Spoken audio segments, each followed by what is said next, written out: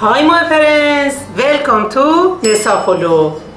برنج 400 گرم، زعفران، پودر سیر، فلفل سیاه، زردچوبه، نمک، 20 گرم خلال بادام، 20 گرم خلال پسته، 100 گرم زرشک، 100 گرم کشمیش، 20 گرم پوست پرتقال خشک شده، پیاز 1 عدد، 50 گرم کره، 1 قاشق غذاخوری دارچین، 300 گرم مرغ، روغن. ممنون که لایکم میکنین و دنبالم میکنین.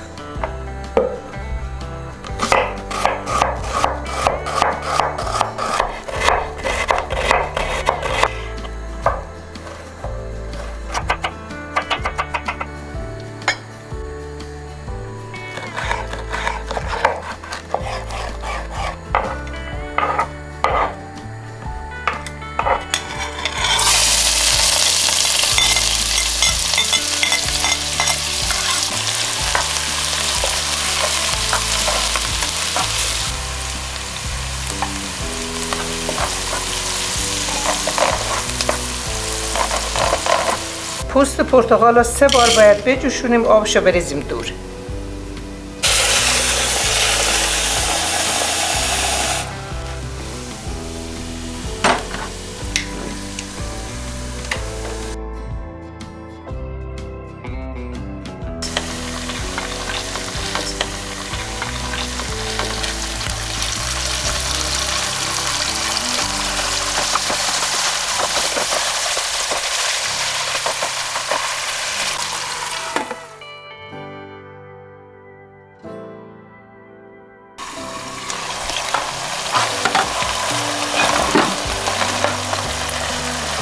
کشمش، پسته، بادام، زرشک،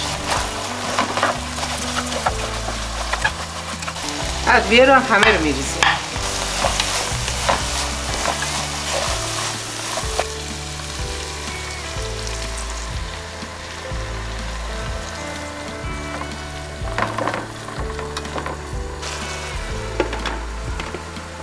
چالرش هم ملایم میکنیم. 1 بار آب اینو خالی میکنیم.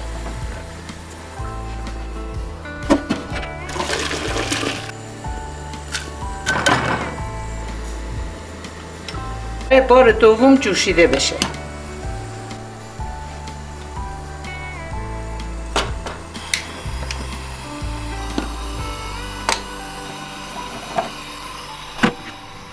این بار دوم.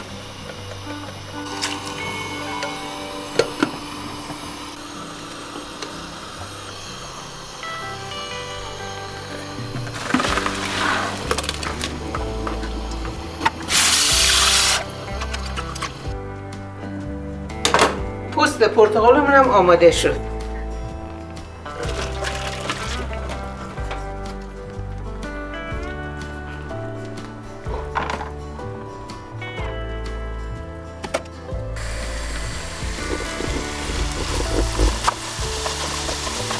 ده دقیقه دیگه خاموشش میکنم.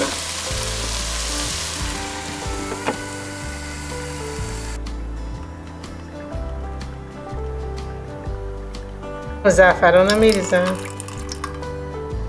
این هم ته‌دیگ نونی.